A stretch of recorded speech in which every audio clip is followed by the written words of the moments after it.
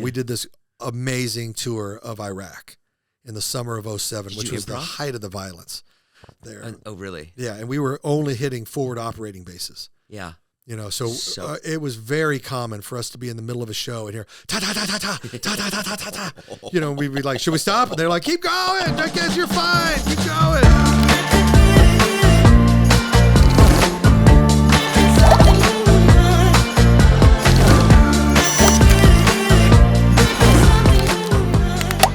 What's up, guys? Today's podcast is brought to you by SeatGeek. Use my code Nash and get $20 off your first order.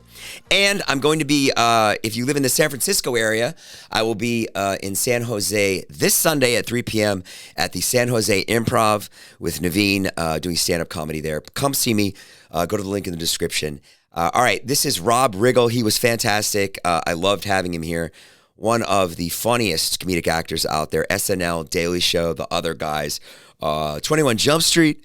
He's been in so many movies, and we had a blast talking to him. So enjoy this podcast, and come see me in San Jose this Sunday. All right, thanks. What's up, guys? Welcome back to the All Good Things podcast. Today is a huge day here on the podcast.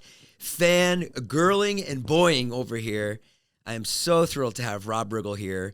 He has a new podcast called Riggle's Picks that's coming out November 15th, the same day that this podcast is airing, because we want to give him a huge bump and we want to show the love. This guy has made us laugh in film after film, the top comedies. Rob, I'm going to stop talking. Welcome. Thank you. That was a wonderful introduction. Dude, Made me feel so nice. Stoked you're here. Yeah, thank you. I appreciate it. I bet I could talk to you all day. First of all, I want to talk about the movies. I want to talk about your military career. Sure. I want to talk about you.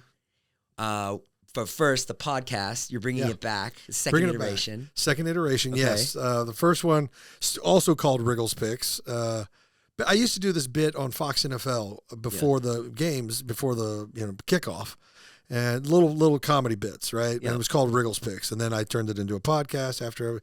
And so, anyway, it went away in 2020, right when COVID happened. Yeah. And it's like pop culture, sports, movies, books, it's everything. It's feelings, relationships. You name it, we're probably going to hit on it. And you and the guy from Steel Panther. Yes. Right? Well, Darren Leader. Darren Leader. Darren Leader, the drummer. He and I are good friends, funny guy, and so we decided to do it together. And then this first episode I recorded, it was with Travis Kelce. No. Yeah. So I'm from Kansas City originally. So.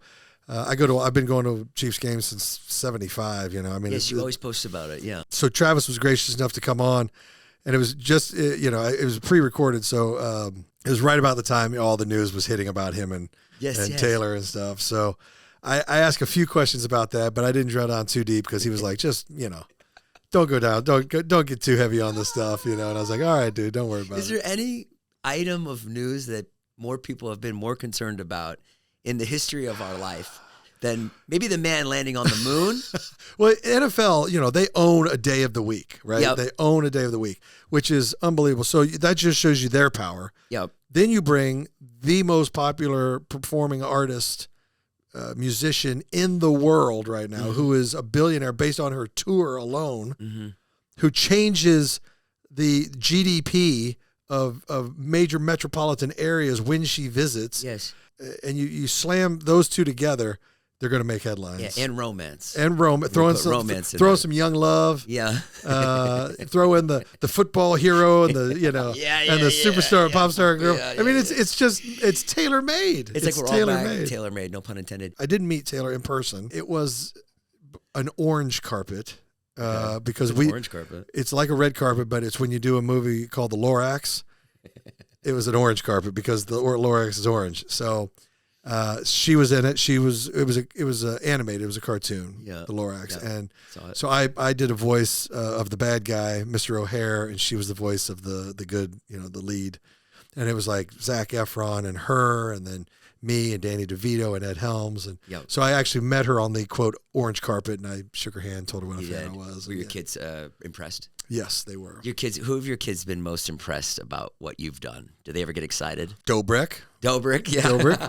Right. They got a big kick out of that. They thought that was cool. Yeah. And it's so funny, too, because I will say things like, oh, I'm going to shoot this movie with Robert De Niro, right? And they're like, that's great, Dad. And then I said, oh, and I'm going to do this thing with Dobrik. They're like, what? Right. Yeah, really. So Isn't it's just funny? a generational thing.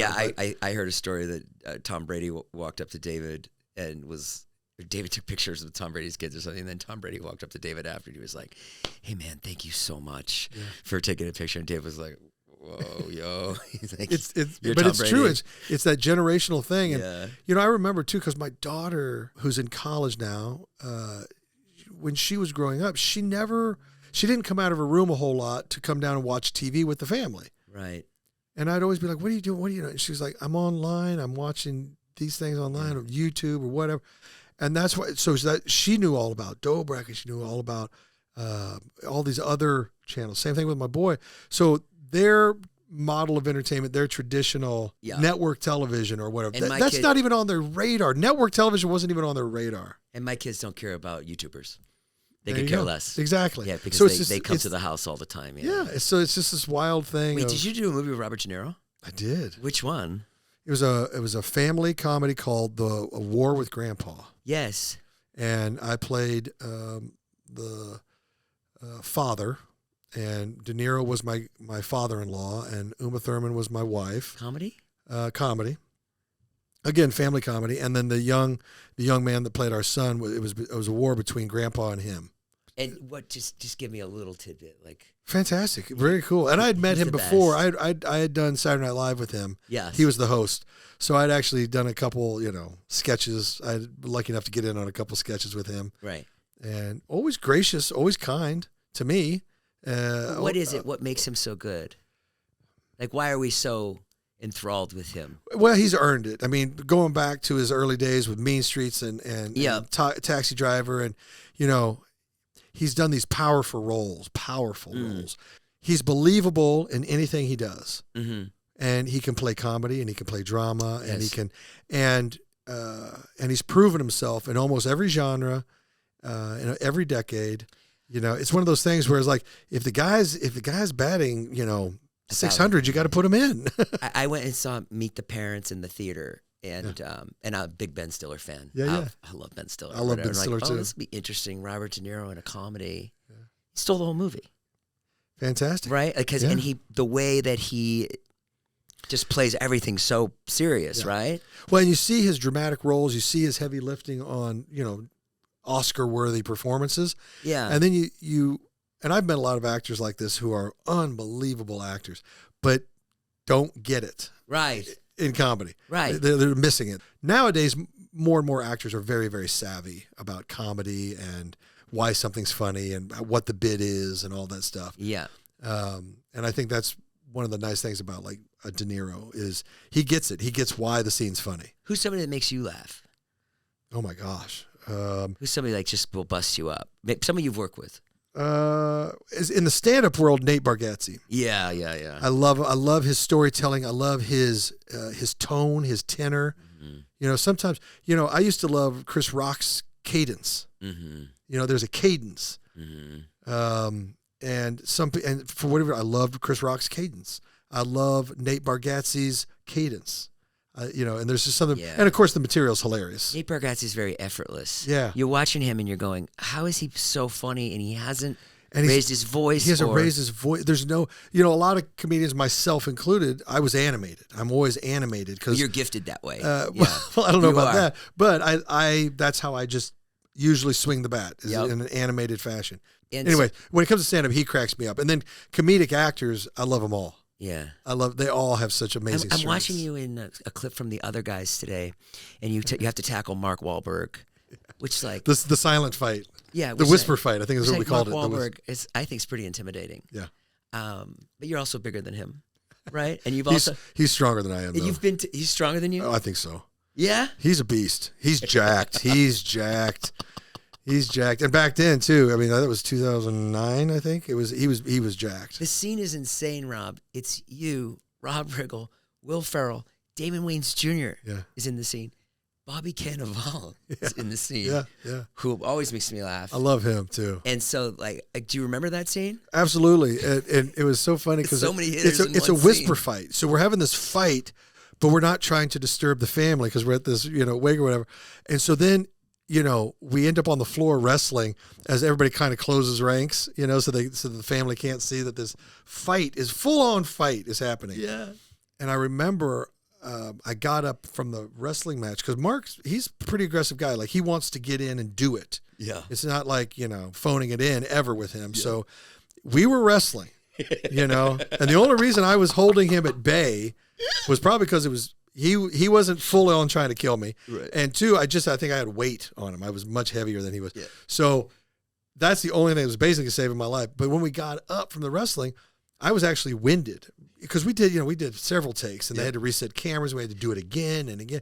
So I was winded, and I remember getting up and I was kind of sucking and blowing, going like this. And he made fun of me. He was like, is that how it goes? And I was like, but it was part of the scene. Like he made it part of the scene, And what I find too is among the more dramatically inclined or athletes, they're not willing to look foolish.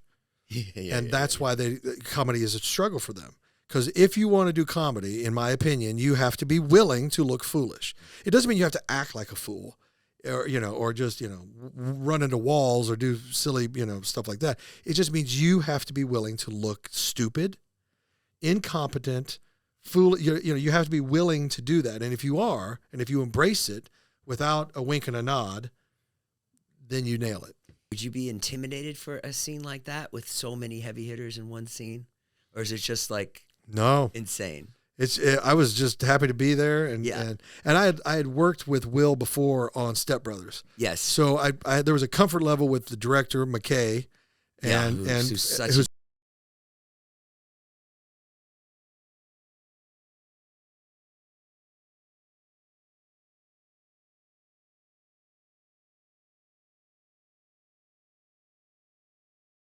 like him and Giannis would just write the best stuff, and they just took over. Well, and they're both. I've had the pleasure of working with both of them. They're incredible. Did you have to audition for other guys? No. Did you have to audition for Step Brothers? I honestly don't remember. Yeah. I honestly don't remember.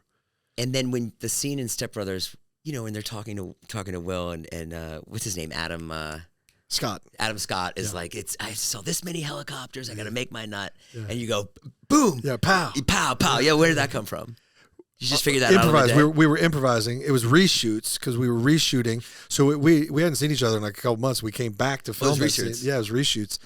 And we all had so much fun improvising on that movie. You could make a whole nother movie out of what was left on the cutting room floor. Step Brothers. Oh my gosh. We had so much fun. We all got back together, and they wanted to reshoot it because they wanted, I think, Will's character to be more assertive. Yeah. They wanted him not so passive because I think the first time we filmed it, it was like the wine mixer was being thrust upon him, and they wanted it to be where he was, I'm snapping necks and cashing checks. I want the mixer, give it to me. So they wanted to change the tonality. That's why we did the reshoots. Well, in the research, of course, we're all improvising again. We're just doing anything to make each other laugh. Yeah. Adam's, in the rule of improv, yes and. So Adam goes, you mess with my nut and Randy's going to eat your dick. Well, I'm his henchman, so I do whatever he says, So yes and, like Kobayashi, and then whatever he said, because, Adam is, my boss and I'm his henchman. Anything he said, I was like, yeah, motherfucker. Is what I'm thinking. You got that right. Yeah. Fuck, are you listening to him, motherfucker? This is going on in my head. So, but I can't say anything. So I'm just sitting there staring at Will like I'm going to pounce over the table and kill him. Yeah. So Will's just kind of looking at me while Adam's talking, and I'm sitting there like this, shaking almost like I want to kill him. And so then whenever Adam said something, I would go, pow! Just as an exclamation to whatever he said. And it made Will laugh. It did. It made Will was like, Jesus Christ, man. And that's got to feel so good to make Will Ferrell laugh. It made me super happy. And so then, Will took it on and was like, are you saying pow? What are you saying? Are you saying pow? Why does he keep doing that? And of course, because Will knows how to play a bit. Yeah. He knows how to play the bit. He knows. And he was willing to be the straight guy. Yes, he was. And so that's why he's so gracious. Because this is his movie. Yes. He could make all demands. He could be like, don't do that. I'm going to say pow or whatever it was. But he was like, no, he knew what made the thing funny was, him being the advocate for the audience and being like, why are you doing that? Why is he, but still being intimidated, he played it. He let everybody be funny. And that's why he's the best. When I was at SNL, he would just walk around as Harry Carey. he would just walk up to the reception desk with the glasses. And I love when Will turns it on, because Will's a gentle man. Yeah. He's a very gentle man, and for the most part, he likes to sit there and just have conversations about the Trojans, about whatever football game's going on, or life, or and he talks like this. He's very he's very quiet, very calm. But when he flips the comedy switch, it's gold. Yeah, and I get excited. I actually start to lean forward and go, "Here we go!"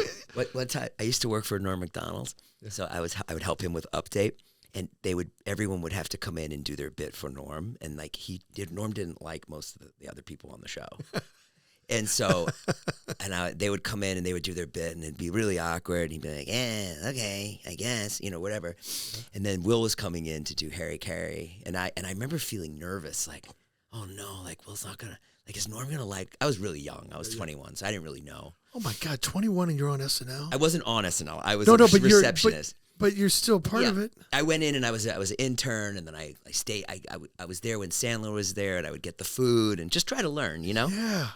And I learned. What a great place to just by osmosis. It was amazing. Just soak it up, man. I had no idea at the time too. I was just like, oh, I guess this is show business. But it was an incredible. Yeah. And I remember like Will was coming in, and I was like, oh my God, I hope Norm's nice to Will, and Will sat there and he fucking auditioned Harry Carey for Norm, and Norm busted up. But Norm thought it was so funny, and he'd be like, finally, we got somebody funny in here, that. It was so good.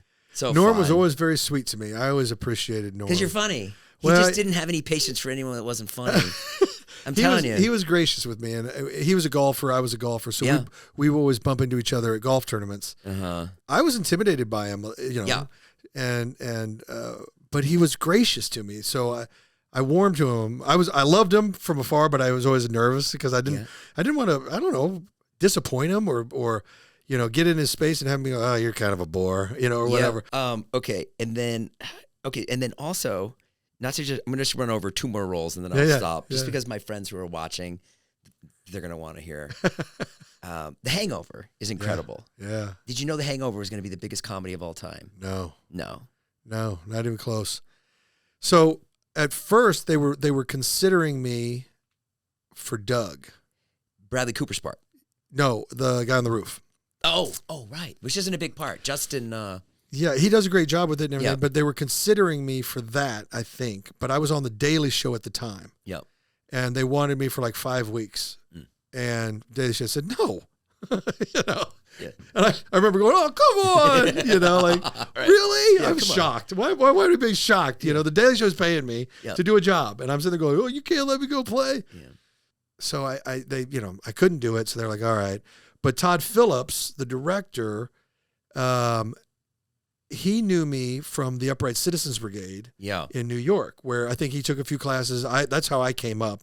Amy Poehler, Matt Walsh, Matt Besser, and Ian Roberts were my teachers. Yes. That's how I learned improv. That's who I learned from. Four. Yeah. Yeah. So I was their student.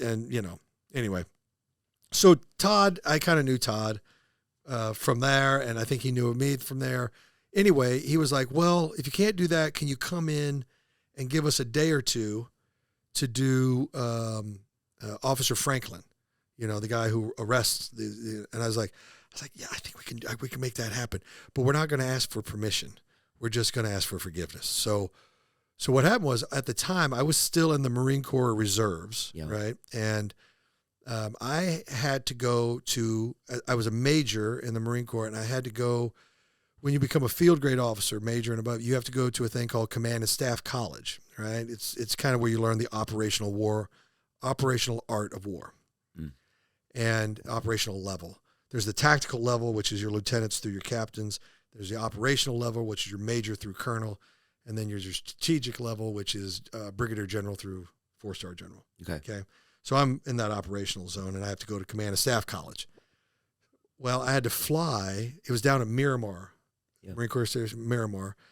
So once a month, I would have to fly out here to California, go to classes at Miramar on Saturday and Sunday. Sunday night, I would take the red eye back to JFK, land in the morning on Monday, and then take a cab straight to the Daily Show. So, I had to do that. I did that for 2 years. Well, once a month? Yeah, once a month. So I just... Does the Air Force pay for that flight? No. No, you have to. Well, the Marine Corps does. Marine Corps does. The Marine Corps. I'm sorry, not Air Force. Yeah. The Marine Corps pays for it. They pay you back. Mm-hmm. You have to use your own credit card, and then the government. They're real good about getting their money. They're real slow about paying you back. But how about that healthcare though? Yeah. No.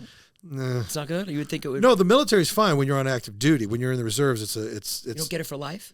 No. Oh. No. So anyway, I said, well, what are the shoot dates? When do you need me? And they're like, well, let's talk about it. I said, well, if you can film me on a Monday and a Tuesday, I'm just going to tell the Daily Show that I'm doing reserve duty. I'm going to do my command and staff, and they're extending in a couple of days. Yeah. And the Daily Show was always good. They were very good about when I had to go do reserve duty. They were very good about go do your thing. So I came down. I did command and staff college on the weekend, and then Monday and Tuesday I came up here, and we filmed here. And I knocked out everything we did, everything I did in that movie, we knocked out like in 1 or 2 days. Good on Todd Phillips. I was so grateful, grateful that that I was able to be part of that. He's a smart guy. And then I flew back, and that was that. And then the movie came out, and it did really well. Everybody loved it. I think it was the right time, the right people.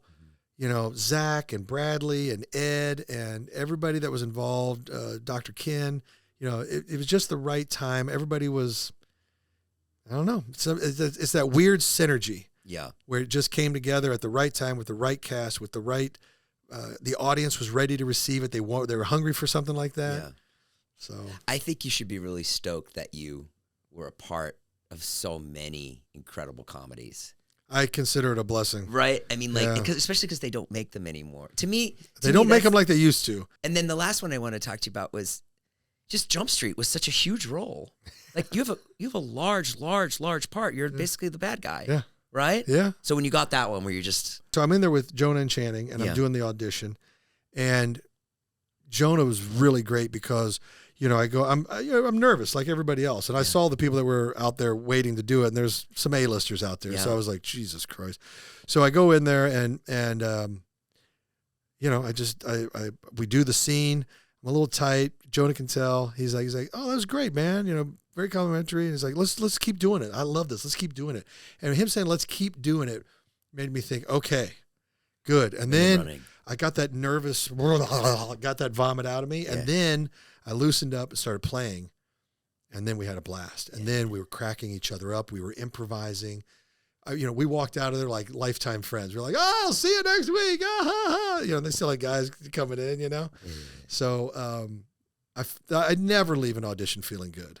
Really? I left that one going, well, it's better than most auditions. Not me, but just saying better than most auditions. And I got a puncher's chance. And then I got the part. And your agent called you at some point. Yeah, said you got it. So I was so happy. I was so happy because I just wanted to work with those guys. I admired them. It's a hilarious movie. And then I was fortunate enough, in a very selfish way, but I got to do Dumb and Dumber 2. Right? And yes. Like I think I was like third on the call sheet. Like it was Jim and Jeff. And then my character in that, I played two characters. I played this guy Travis in the beginning, who's, a piece of shit, whatever, but I end up going on the road with them in this hearse. Yes. Right. Then through happenstance and all stuff, I get killed. Yeah. But my twin brother, who is this special ops guy, comes in to, finish what I started. So the first part of the movie, I have this wig, which is like this long hair. Right. And then the second part, they shave my head. So it was a high and tight, Incredible. Yeah. So I got to play this real, bizarre two roles in that movie on a movie that I quote to this day. And I will quote until probably to the day I die. Yeah. Because I quote certain movies relentlessly. And Dumb and Dumber is just one of them. And I've heard from people that Jim Carrey is just like, when you're hanging out, just absolutely the funniest. So gracious. Hands down. And that's the thing too, is these guys are so gracious. I've been really blessed, I think. Yeah. That I've never come across a jerk. Oh, interesting. I've been blessed to work with just unbelievably kind, gracious people. And Jim was like that. Jim was really nice to me. The first day, he's like, well, have lunch with me, in his trailer. And I was like, thanks. you know, and I'll that never like? forget What's lunch with Jim the Carrey? first day of shooting. I'm in a hearse. We're filming in the hearse, this hearse that they have. So it's not the shaggin' wagon. So it's a new thing. It's a hearse, but it's Lloyd and Harry. Yeah. And I'm in the middle. Yeah. And it was so surreal. You know, he's got the chipped tooth. He's got the bowl cut. You know, Jeff Daniels got his hair all over the place. And I'm sitting between them, and we're rolling down the highway in Georgia, this outside Atlanta. And my first day of filming, and, you know, it's a lot of dialogue, a lot of back. We had a lot of coverage. We had to get this way, that way, front, back, you know, all this stuff. And I'm sitting there in the scene, and we're rolling down the highway, and they're having to shut down the highway so we can do it. And they're having this interaction, and I'm watching it and trying to be in the moment, but it's the most surreal thing. I'm in a scene with Harry and Lloyd, and it's happening, and I have lines, and I'm forgetting them because I'm watching. It was surreal. All I wanted to do was call everybody I ever knew and just say, guess where I am right now. Guess what I'm doing right now. And I wish, you know, if I had a phone, a camera, I would show like that's happening. That's how surreal it was for me. I was not professional for the first 5 minutes. I was a kid in a candy store. And then what happens? It kicks in. Well, then I realized like I kind of flubbed my first line, or, you know, one of the first scenes. And I realized I got to get my shit together. I'm here for a reason, you know. And then I locked in. I was fine after that, and we had a blast. More improvisation on Dumb and Dumber 2 or like Jump Street? Jump Street, yeah. Jump Street, yeah. But it was fun to watch Jim because he is a machine. Yeah. You know, the Fairley Brothers would come in and they go, hey, try this. And he'd go, okay. And then he would do what they asked, but he would also do a different version of what we just saw. And he would find, I didn't know how he could keep finding things to do, but the man is really special. He's a special Did you learn talent. anything watching him? Just his energy and what he used around him. Mm-hmm. And I love his commitment to things, you know, like just he'll take a simple line and he'll make it awesome. Is it hard to do a talk show when you go on Conan and you have to prepare? Like, you've had great Conan appearances. Like, I saw one today. You were talking about egress. What's what? It's egress. It's like how you how I get out of places. Yeah. Yes, because he was always fascinated with my military service or whatever. And he's like, so do you what's your thought process and stuff? I was like, well, you do think about things a little different, you know. Like when I'm driving down the highway, I'm looking at ambush points. I'm like, I would have mortars behind that hill. I'd have direct fire machine gun here, and I would hit people when they came around the turn. Yeah. You know, not before that. Yeah. You know, but it's a weird mindset. Like that's not how most people think. No. And so he was always fascinated by that. So I was like, yeah, the second I came in here, I've identified my egress. Like if shit goes down, I'm getting out that door. Yeah. And I'm probably shoving you out of the way. It's a good bit. Yeah. Is that a bit that like you polished at UCB and then you used No, but honestly, it was a conversation I was having with one of his producers. Okay. And we were talking about, I don't know how it came up. It probably came up through military service. You know, he was talking about stuff. And so he thought, we should talk about that. We should talk about how you always have a military mindset. You're always, the way you look at things is different. Yeah, he's got smart. He's so smart, Conan. I started, when I was at the UCB, right? I was still on active duty in the Marines. Yes. Because I was doing sketch shows and improv shows, and, you know, I was doing a bunch of stuff at the UCB. Cecilia, who was the booker, the talent booker. I remember Cecilia. You remember Cecilia? She was a talent booker for Conan. She came down to the theater all the time. Well, finally, she came up to me. I say finally. She came up to me and was like, hey, you want to do a bit tomorrow on Conan? I was like, yes. You know, this is my first ever. I still have a high and tight. I'm in the Marines. I'm in the Marines. So she's like, all right, well, someone will call you, but, you know, you need to be over at 30 Rock at about noon. We do rehearsal, and then we tape at like 4. You know, it'll be easy. You'll have fun. Yeah. So I remember, you know, I took off from work from the Marines early that day and left. I could do that. And I went over and we did it. And I was like a security guard. And I did a good job for him, you know.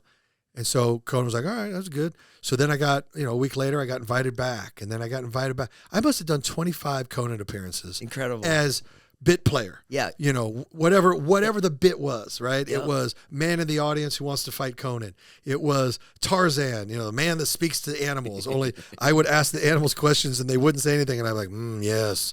They go, he didn't say anything. I was like, he did, Conan, or whatever the bit was. There was 100 bits, right? And I'd always find myself over there doing. So to me, Conan is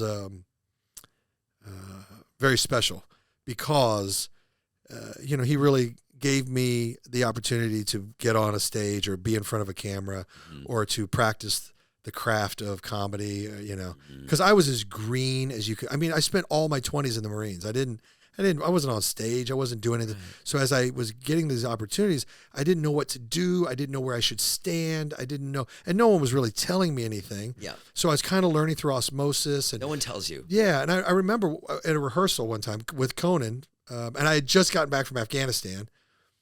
So I hadn't done anything for a year, like, even on stage or anything. And I got back and I was doing something. And by the way, Conan, none of these guys know any backstory. You're just a day player, Yeah. I remember you from, where you've been away. Anyway, do the thing.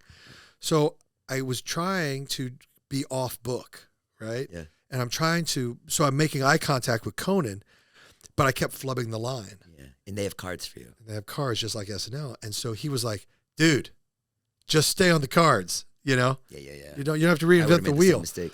And, he wasn't wrong. He was 100% right.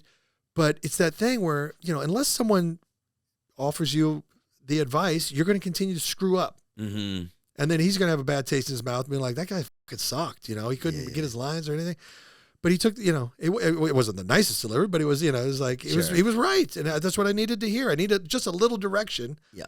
And so anyway, he was very nice to me. And then when I started to, make some headway in show business, he would have me on as a guest on his TBS show or so I don't know. I love the man. The podcast is better than the TV show.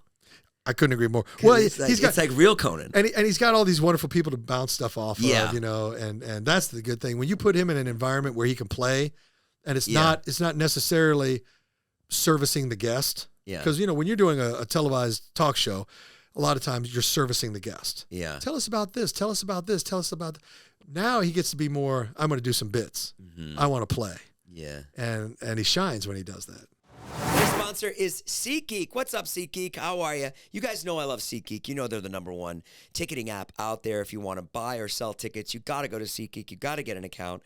The holiday season is coming, and Christmas time is here. Hanukkah is here. Kwanzaa, all of it. And if you're going to give a gift, there's no better gift than the live concert experience. Taylor Swift, we went and saw this year through SeatGeek. I've seen Tyler, the Creator, through SeatGeek. Dave Chappelle. Truly incredible. The app works so easy. It works so well. And right now, if you use my code NASH, you're going to get $20 off your first order. An incredible deal. NASH. Go on there. Grab some tickets. Grab them for your brother, your sister, your mother, your father, your best friend, and take them to a concert. And believe me, whenever I use SeatGeek, guys, I am a hero. Everybody's like, are you kidding? I can't believe you got tickets to this. How? And I go, I got them through SeatGeek. So go check them out. And I don't have to tell you how special SeatGeek is to my heart. They've been with me since the beginning of this podcast. They were the first sponsor on this podcast, and they're still with me here. So go support them. Go show them some love. Link in the description right now. And my thanks to SeatGeek for sponsoring this podcast. So you were in the military for 23 years, and I mean, it's just incredible. And you wrote down in a book that you would be on SNL. Is that true? Yeah. So I was in Corpus Christi. I was in flight school. I had my pilot's license when I was in undergrad. Yeah. And so when I got a contract with the Marine Corps, I got a guaranteed flight contract with the Marine Corps. Right. So I was going to be a pilot.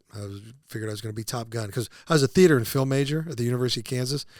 It doesn't matter what university you go. You go to Yale. If you're a theater and film major, you're going to be a waiter when you get out of college, okay? Right. That's just the way it is. So I was waiter, Top Gun. Now I'll be Top Gun.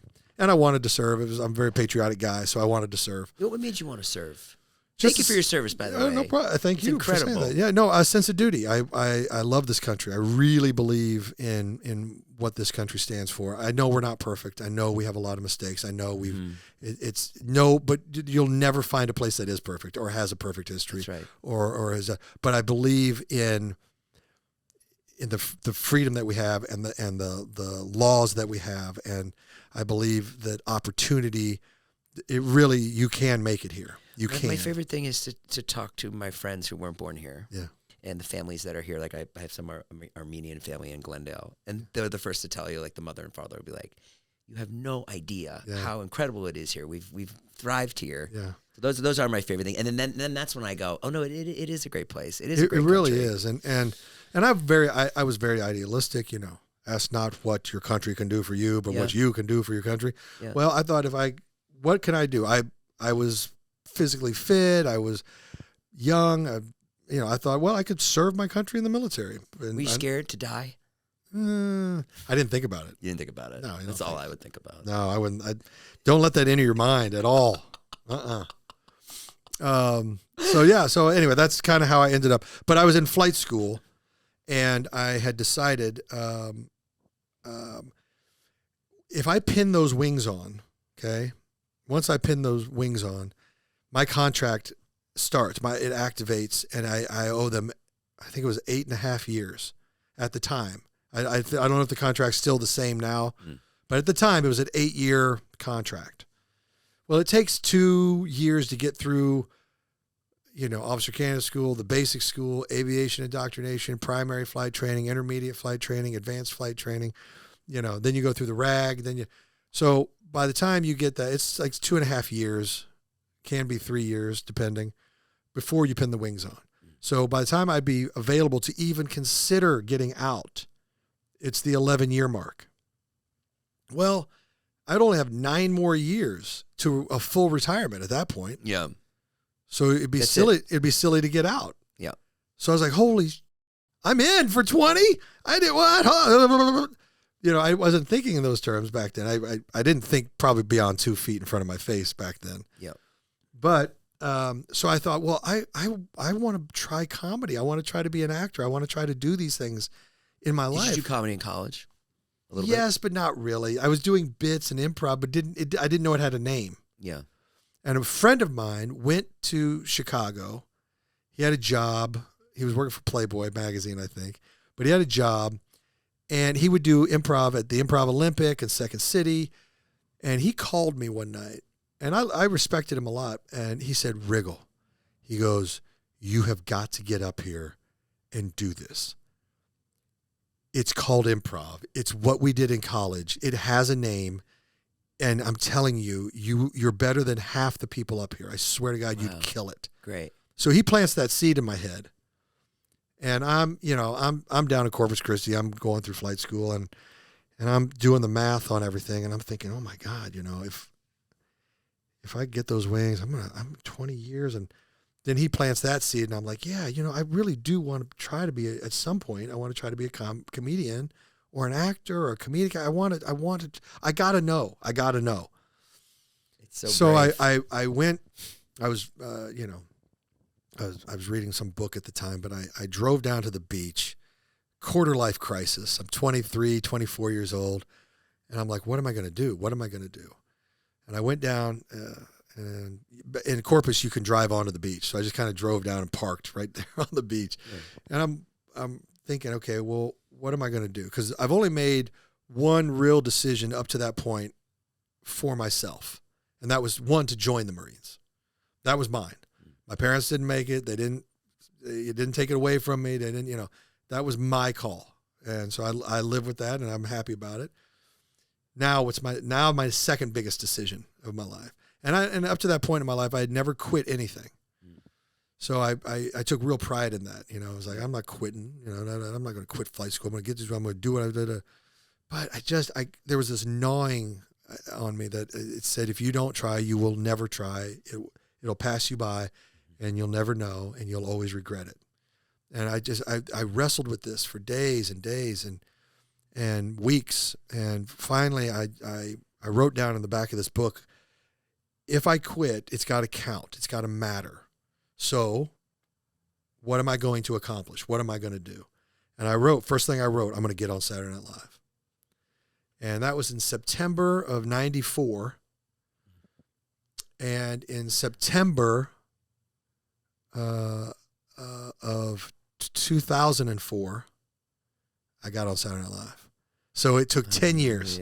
10 years, a lot of distractions, a couple wars, because in that time, I went to Liberia, I went to Kosovo, and I went to Afghanistan twice. So, there was, and Afghanistan is in the early 2000s. It's not a place to be. But it's one of those things where I was like, if you keep your eye on the prize, which was SNL, everything I did was geared towards finding a path to that.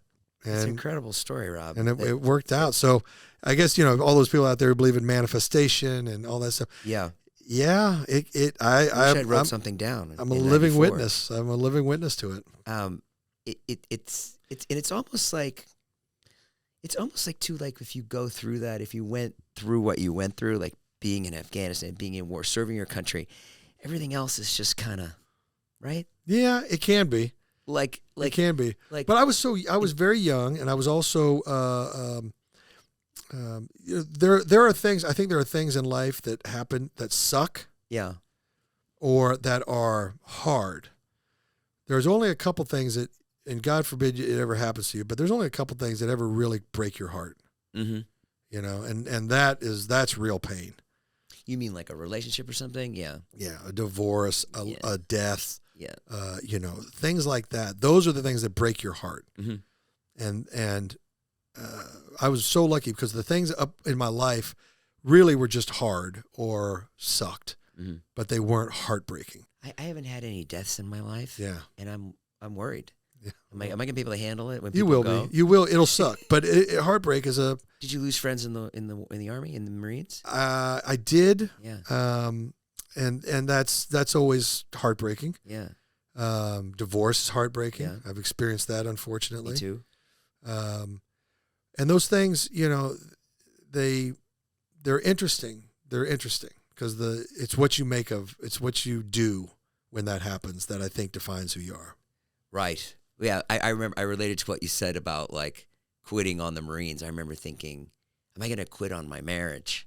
Yeah. And then just ultimately being like, okay, I guess this is best for everybody. Mm-hmm. And it was best. But, oh my God, incredible. So I wrote in the back of that book, I'm going to get on. Please. Yeah. And then almost to the day, 10 years later to the day, with all those distractions, I always visualized in my mind like this beacon on a hill, and it didn't matter what got in my way. I was constantly zigzagging to get to that thing. And then when it happened, it really felt good. Now, the problem was, all I said was, I'm going to get on SNL. I should have said, I'm going to get on SNL, stay on SNL. Yeah. I'm going to thrive on SNL. Yeah. I should have added to that vision, because the only thing I thought was get on SNL, get on SNL. And all effort, all energy, all free time, everything I had that I wasn't giving to, my inner circle, whatever, was geared towards that. Right. And then when it happened, it was awesome. Yeah. It was wonderful. You went and did the audition. Yep. I know you had to audition for that. Yeah, absolutely had to audition for that and made it through that gauntlet but then got it, and it happened. I was the only guy hired that year. You were? I was the only guy hired, which kind of worked against me. And I asked Will Ferrell about that, because Will was a guest, the guest star for the week. And I pulled him aside and I said, hey, you got any advice for a first year guy? And he goes, yeah, you're kind of I go, what? I go, that's not what I want to hear. These are verbatim. I said, that's not what I want to hear. I said, what do you mean? He's like, well, look. He goes, when I came on the show, there was like, the cast was only 12. Yeah. I think they hired 4 or 5 of us in one year. That year was my year, and they were all new. Yeah. Keckner was new. Sherry O'Terry was new. Mark Tracy McKinney, was new. There was a ton. So he's like, half of the cast was brand new. Yeah. So they had to use us. Yes. They didn't have a choice. We had to be in the sketches. They had to use our sketches. And I came in with this class, and we were all eager to work together and help each other. And so I was on a cast of 15. Mm-hmm. And I was the only guy hired that year. Was that Sandberg that year? No, he was after. He was after you. Yeah. So, but Will was already gone. Yeah. So it was an Bill interesting Hader. time. But getting my sketches on the air was, So tricky. hard. It was hard. I got some. I was very proud. Yeah. By all accounts, I had a good first year. Yes. The only problem was, it was an election year, and NBC traditionally gets a big bump. Yep. In the late night ratings on an election year, because everybody tunes in to see SNL's coverage of the debates and the mock debate, the fake debates they do, right? Palin. But that particular year, it was Kerry versus Bush, and nobody cared about the election. And Will wasn't doing Bush anymore. Yeah. And so I think Will Forte was the new Bush, and Seth Meyers was Kerry. Uh-huh. And it was like, I think Bush was going to win. It was pretty much done before it was even done. Yeah. It wasn't close. Yeah. And so not many people tuned in to see the debates. So the coverage, the ratings went down. Yeah. So in classic suit world, they cleaned house. They were like, all right, we're changing everything, so last one in, first one out. I got swept away. And who gives you that call? Nobody. My agent. Your agent. Yeah. What does the agent say? They said, hey, listen, man, so sorry, but they're not extending your contract. But don't worry, we got a lot of good things on the horizon. But I remember I was devastated. I was hurt. I was wounded. I remember I was at my parents' lake house. It was in the summer, and I'm thinking this is July, and I'm thinking, okay, well, August is coming up. I got to get back to New York. I got to get ready for the season. And all summer long I'd been trying to lose weight and get in shape, and because they thought I was fat, and I wasn't fit, but I was bigger. I was a big guy. So they wanted me to lose weight, and so I'm out there working out, and I'm working on characters, and I'm writing sketches, and I'm getting kind of loaded up, so that I can hit the ground running. And I got that call, and it devastated me, because I was like, no, I don't want to be one and done. Yeah. I've got so much more to do, and I didn't do it the right way when I was there, because I tried to please 25 people instead of, and then you don't please anybody. And I tried to work with all the writers, and I tried to write 3 to 5 sketches, or be part of 3 to 5 sketches a week that my name was on, that I had helped write, when I should have just focused on one maybe, or just all these thoughts are racing through my head, and I knew they hadn't gotten my best. And that really haunted me. I wanted, I was looking forward to that second year, because I was going in there with a different mindset, which is I remember now why I got here, and I'm going to do that. And then if you fire me, okay. Yeah. I would honestly, I could live with it. Yeah. They didn't see my best side. They didn't get my best. Anyway, it was tough, but I had a pity party. I remember, because I had a pity party for, honestly, 15 minutes. Oh, good. I sat down in the basement of my parents' lake house, and I just was like, woe is me. This is bullshit.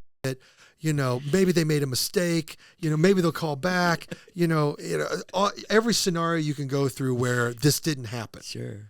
And a little bit of denial, a little bit of, it was shocking, and it was painful. But then I had just had a baby. Yep. I've got a wife. I've got a baby. I don't have time for this bullshit. No, you don't. I don't. You got to work. So I was like, okay, well, I can't, I have to provide. I just have to provide. So I called my manager back, and I was like, what's next? What's next? And they were like, well, we're working on it. Don't you worry. We're working. I was like, I need to work. So I ended up writing a pilot for NBC. I got a pilot, thing. Not even for me. It was Rob Hubel and I. Oh yeah. And Rob Hubel and I, we wrote a pilot for NBC for like $70,000. I remember we split it, so I got $35,000. Yeah. And then after taxes and everybody else gets finger banging it, I had about $13,000, right? Out of that 30, Worst. And but that was it. That was at least a payday. And you got to wait for the check. And then you got to wait for the check. Yeah. So, but it was at least it was a payday, and then it was that year of 2005 was lonely and hard. And how long until the film rolls trickle in? Until the what? The film rolls. Oh, because you made it big in films. Yeah, that didn't really start until I got The Daily Show. Oh, right, The Daily Show. And I didn't get The Daily Show until the summer of 2006. So you spent a good year like, oh, fuck. Yeah, I spent a whole year going, oh, fuck, and scrambling, doing anything I could, writing gigs, appearance gigs, whatever, And I wasn't a stand-up at the time, so I couldn't even do stand-up. I didn't have a set. So I was just scrambling for work and auditioning anywhere that would have me, and I was still very, very green. I still didn't know the business. I still didn't know, I had taken all kinds of classes in New York. I had studied with great people, but as far as being on set and doing the work and being in front of the camera, I hadn't done nearly enough. Yeah. And so I was still very green, but I was out there hooking and jabbing as much as I could, and then got the Daily Show audition here in L.A., did well enough. What's that audition like? You just go in and read, copy. Oh. You read a segment that they did on the show 2 years ago. You just do your best newscaster, basically. Yeah, you do, a correspondent. And read the prompter. And they probably loved you because there's nobody like you. Well, I hit it off with the producers that came out to L.A., and I gave them the best read I could, and then got a call saying that, hey, John wants you to come out to do a studio audition with him. And I was like, that's great. That's fantastic. And Ed Helms and Rob Corddry had just left the show. Uh-huh. And John Oliver kind of took Corddry's spot, and Ed left, and so they were looking to fill one more spot. And I came in, and there were like 4 other guys that had made this final callback, right? But they kept us in separate dressing rooms, and I never saw who was in the other dressing rooms, and I never asked. But I'm sure there were other stand-ups and other, comedians or actors or whatever. And I went into my little dressing room. I came out. I'm not comfortable with teleprompters because when it goes, I'm not a great reader of the teleprompter. And when it's moving, it makes me even more nervous. And then I would read faster and it would move faster. And then I was like a cat chasing its tail. A rat on a wheel. So I asked if I could practice. And they said, sure. So John wasn't on set yet. And I go out and they got the teleprompter and I'm like, can I run it real quick? And they're like, yeah. So they're running it and I'm reading it and I'm trying to, hit moments and kind of find your funny moments, right? To do whatever I can to stand out. And I botch a few lines and then I keep going. And while I'm doing it, John had come out onto the set and was sitting behind the desk now. And I look over and I see him. And I'm like, oh, hey, John. And he's like, that was come on over here. Let's do the desk bit. Because there was 2 bits. It was the stand-up in front of the green screen and then a desk bit. Right. And I was like, no, that wasn't my audition.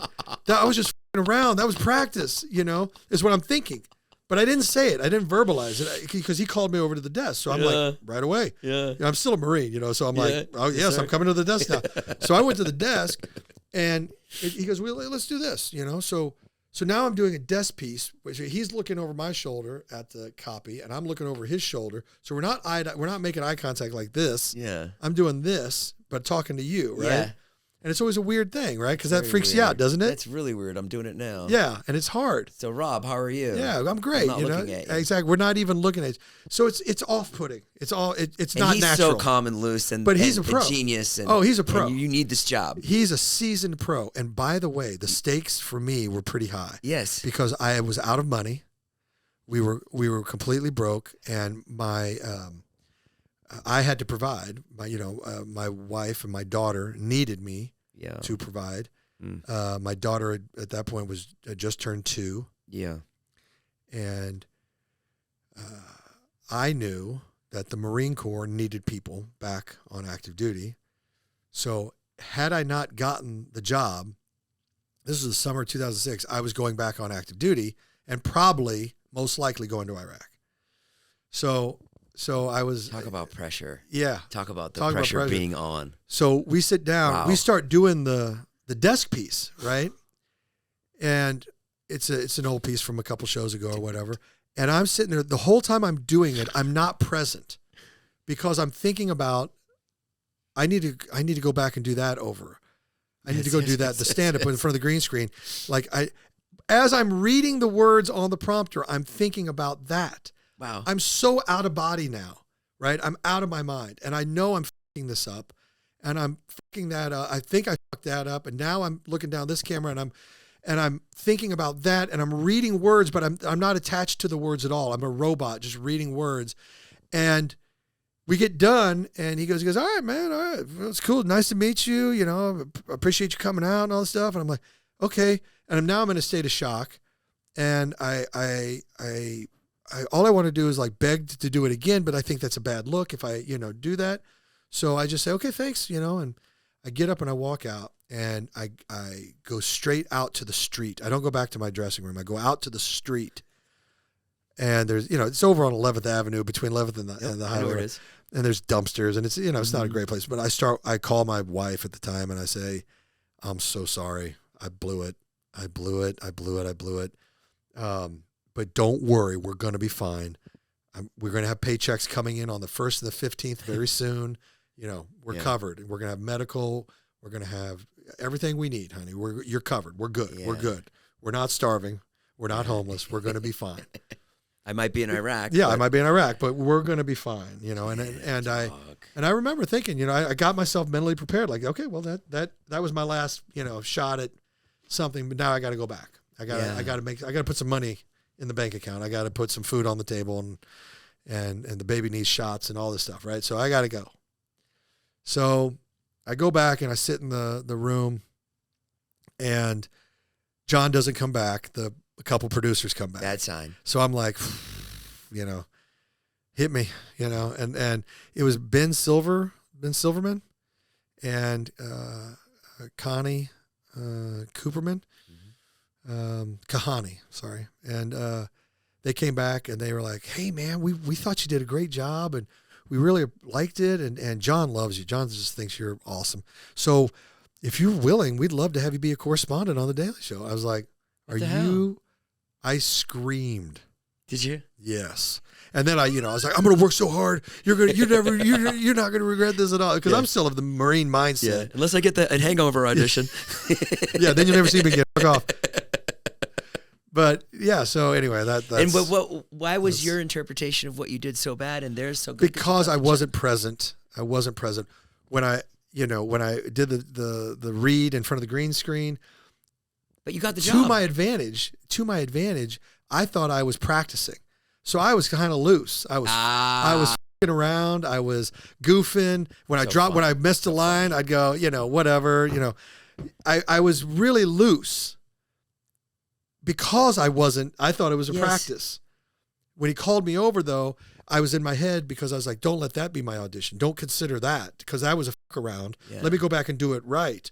But because I didn't get to go back and do that, when I was doing this portion of the audition, I was only thinking about that. So I wasn't present for this. Now, I don't know if that hurt me or helped me. Yeah. I'll never know. But I just know that I got the gig. Unreal. And I remember that flight back to LA. Because this is another sad part. I had just moved my family all the way to New York, to LA. Oh, to LA. Oh no. And now I just got a job back in New York. Oh God. And here's the thing. Cable TV did not pay that much. It did not pay nearly enough. Yeah. And I couldn't afford to move the family back. So now I'm long distance with my family. Oh no. Yeah. For 2 years. Oh. For 2 years because they only give you the job in 6-month chunks. For Comedy Central. Yeah. And SNL doesn't pay that much either, though. No, SNL is like the worst contract in show business. But we were able to make other money, like doing stand up on the side and stuff. Well, eventually I figured it out, which was I can't live like this. I'm not making enough money to support myself and a family. I couldn't even have my family come live with me in New York. Yeah.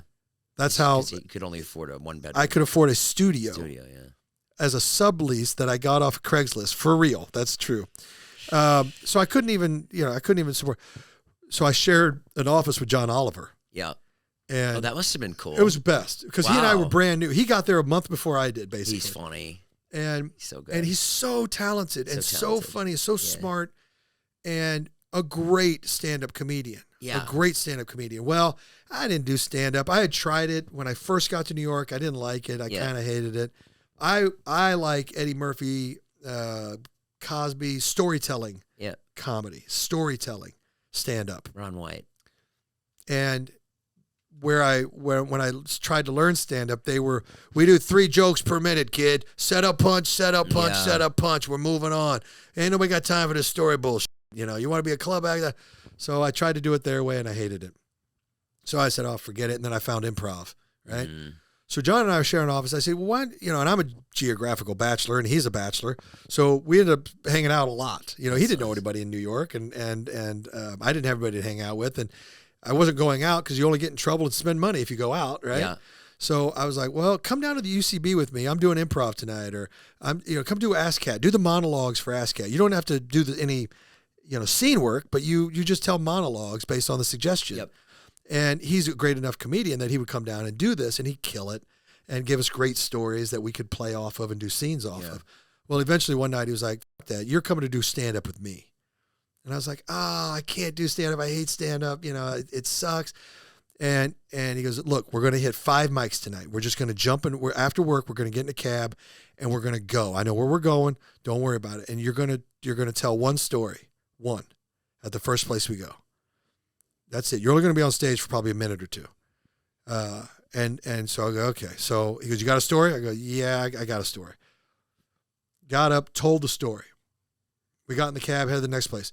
Where was the biggest laugh? I was like, when I said this. Great. Don't forget that. Remember to hit it. You're going to tell the same story, but I want you to keep him balanced.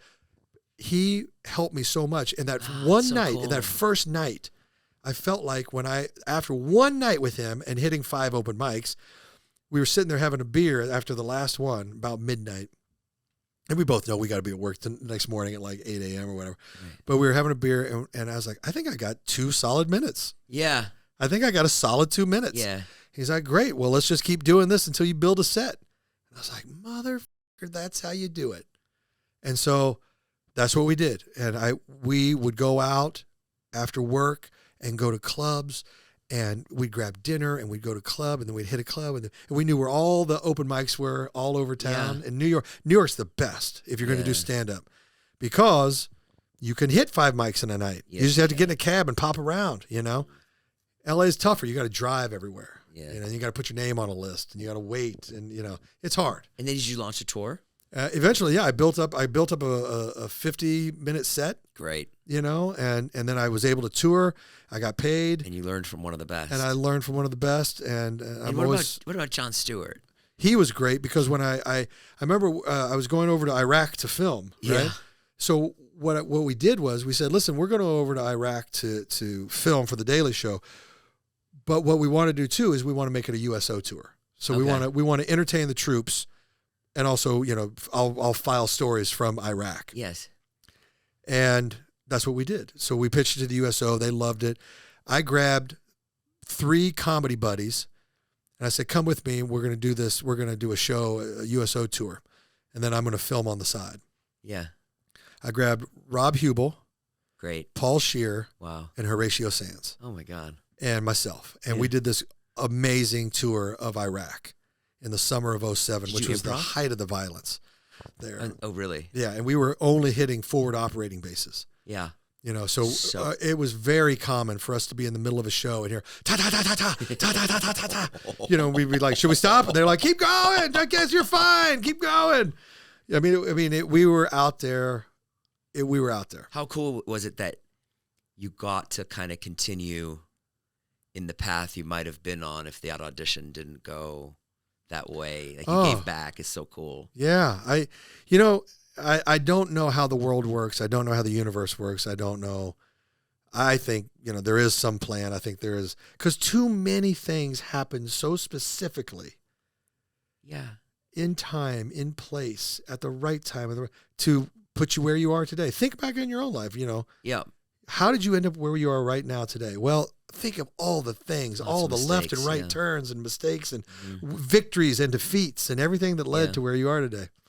So I don't know. And then did you played your corporal in a movie too? That's like another weird thing that happened. Oh yeah. So, well, I played my commanding officer. Commanding officer. So after 9/11, I was in New York for 9/11. I was working on the rubble piles. I volunteered to go back on active duty because I was a captain in the Marines.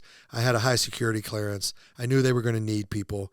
I was personally pissed off that they attacked my city. Yeah. And everybody wanted to do something. If you remember back to that time, people were giving blood, donating clothes, food. Everybody just wanted to do something because it was such a sucker punch. Yep. Such a sucker punch. Everybody was in shock, and then everybody wanted to do something. You were just down there clearing rubble. Yeah. On the bucket brigades. Because my reserve unit was the only reserve unit in Manhattan, so I was activated that night. I volunteered. They called me back. I report November 17th. November 30th of 2001, I'm on a plane to Afghanistan. We eventually land in Uzbekistan, right on the border of Afghanistan in the north. Eventually I get over from K2, which is what they called it, K2 in Uzbekistan. Got over the mountains, landed in, and we had to do that a couple times because we just kept getting turned back because of weather and the Hindu Kush, and we're flying over in a 46 helicopter, and snow's coming in the fuselage because the window, they have a big gunner door that's open and stuff, and it was just, wild stuff. Like that was the most terrified. You were terrified in that helicopter. Yeah. It was awful. I mean, it was bad. It was bad flight. We didn't make it. That's how bad it was. We had to turn back. Yeah. Because the weather was just not letting us into the country. Anyway, when we landed, finally, I ended up working for the 3rd Battalion, 5th Special Forces Group. Commanding officer was Lieutenant Colonel Max Bowers. I was on his staff. I was doing public affairs and civil affairs work, working out in the community, all this stuff. And I was, but I reported to him every morning. We had a morning briefing and an evening briefing, and I would always brief him up on what's going on out in town or if there's any media or anything like that. And just a commander's brief. Then in the movie 12 Strong, I play Lieutenant Colonel Max Bowers. Unbelievable. I play my old boss, which is just wild to me. Did you talk So when to the him? movie ends, they had just taken Mazar-e Sharif. Right. About a week after when the movie ends, about a week after that is when I joined. Okay. That's when I came in. Unbelievable. And what did he think about your performance? I did talk to him once. Yeah. He didn't go. He didn't go see it. He didn't. He didn't go see. Well, he saw it. I'm sorry, he saw it. He didn't go to the premiere. No. But he sent me a nice note saying, "Hey, you did a great job. I appreciate it." Rob, this has been an incredible podcast. Thanks. I talked a lot, man. I'm sorry. No, I'm loving it. It's just your life is like so fascinating. Just being in the military and then SNL, and then I especially enjoyed the Daily Show story. Just like, I don't know, just I've been in those moments in my life where the pressure is just so on, and then coming out of it, and it makes you stronger. It makes you a better person. I think it does. I think that's why we have tests. Yeah, and I think that's why we have to deal with hard times and things because that's. The only way you grow stronger is through resistance, and you can see it in your physical body. The muscle doesn't get stronger unless you give it some resistance. Yeah. Your emotions don't get stronger unless they butt up against something. Mm-hmm. Your mind doesn't get stronger unless it's pushed. Mm-hmm. Resistance builds strength, but it's how you handle the resistance. Right. I think whether it's through resilience, or does it crush you, or does it not crush you? Do you have the right perspective on it? Do you stay wounded? Yeah. Do you heal? Well, I liked you only cried about SNL for 15 minutes. But I was rocked for those 15 minutes. Yeah, but that's okay. 15 minutes is nothing. And Jon Stewart's a genius, huh? Yeah.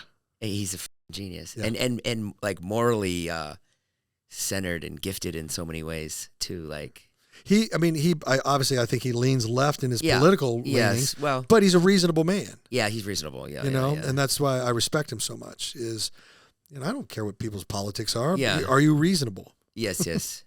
And there's so much unreasonable now. All right. Well, listen, Rob Riggle's new show is called Riggle's Picks. It's going to be on YouTube? On YouTube, also available wherever Audio, you find Spotify. podcasts. Yeah. So audio on Spotify, audio on iTunes, and then right here on YouTube, there's going to be a link right below. Go check out Riggle's Picks. I'm going to be watching